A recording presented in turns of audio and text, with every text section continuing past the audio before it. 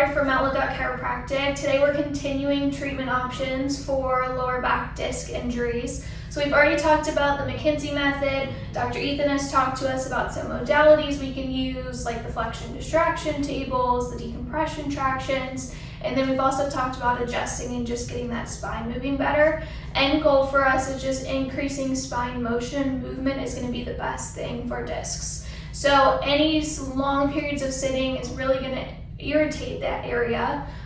So make sure that you're getting adjusted. Talk to your chiropractor or one of us about some of those options. But today we're going to specifically talk about core stability. So core stability is a really, really important factor in preventing these injuries from happening or preventing them from getting worse. So we're going to evaluate Dr. Ethan here, looking for some signs of maybe some instability or core instability issues that could relay to some lower back pain. So first thing I'm going to do is just feel his spine. So ideally, adjusting is going to be really beneficial. So I would adjust him first. We're not going to focus on adjusting too much today.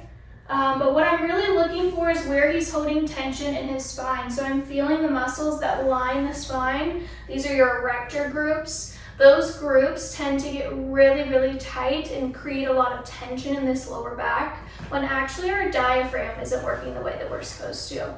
So if you've seen any of us here at the office, you know that diaphragm is going to be that core for instability issues. So we need to make sure that diaphragm's functioning great in order to start rehab for lower back. So go ahead and lay on your back for me.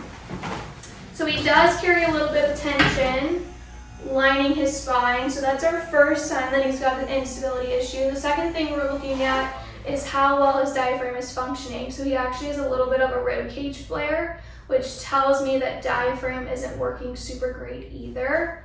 We can even go ahead and look at diastasis. So you have two muscle groups, your six-pack muscles in the front of the spine that connect sternum all the way to pubic symphysis, that front side of the pelvis. When these muscles start to separate, it usually tells us that we also have a core issue.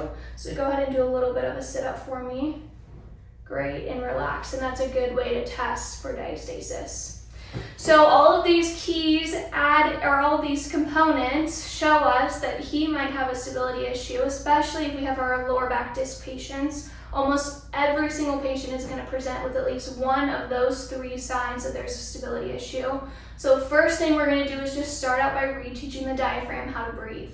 From there, we can choose a pathway that's best specific for that patient, but at the very, very least, we need to make sure that this diaphragm is working the way that it's supposed to.